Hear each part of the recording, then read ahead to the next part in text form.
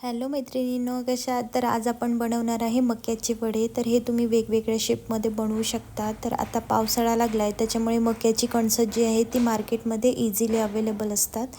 तर मी इथे एका मक्याचे छान दाणे काढून घेतले आहे. आता त्याच्यामध्ये मी 3 हिरवी मिरची घालते आहे आणि 3-4 लसण घालते आहे आणि याची छान जाडसर अशी पेस्ट करून घ्यायची. आता ही आपली पेस्ट एकदम रेडी आहे.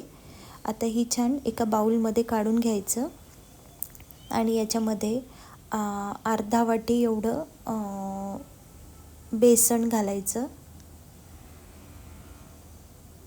छोट्या वाटीने अर्धा वाटी एवढं बेसन घालायचं आणि याच्यामध्ये मी काही मसाले घालते आहे. तर मी ते अर्धा चम्मच एवढी हळद घालते आहे, 2 चम्मच तिखट, 1.5 चम्मच मीठ, थोडं जिरेपूड, अख्खं जिरं, पांढरे तीळ घालते आहे 2 चम्मच आणि बारीक कापलेला कांदा आणि कोथिंबीर घालते आहे बारीक कापलेली आणि जास्त प्रमाणात घाला आणि कलर छान येईल आणि एक चवही छान येईल. आता इथे मी अख्खी सोफ वापरली आहे बारीकवाली आणि क्रिस्पीनेस येण्यासाठी इथे मी 2-3 चम्मच एवढं तांदळाचं पीठ घातलं आहे. आता हे छान मिक्स करून घ्या आणि याचे वेगवेगळे शेपचे तुम्ही वेगवेगळे शेप देऊ शकता. तर आता मी इथे एक वडा करून दाखवते आहे हातावरती.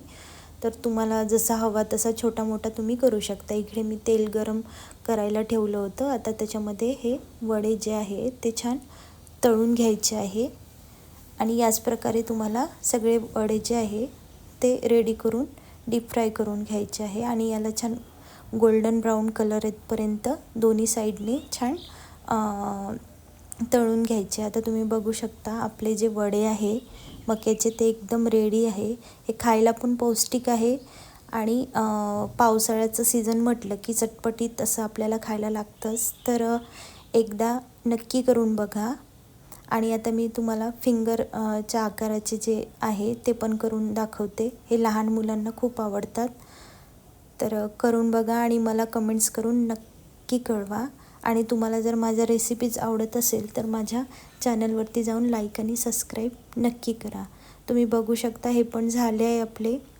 आता मी तुम्हाला एक तोडून दाखवते. तर तुम्ही बघू शकता छान क्रिस्पी झाले आहे. याच प्रकारे तुम्हीही करा आणि मला कमेंट्स करून नक्की सांगा. थँक्यू.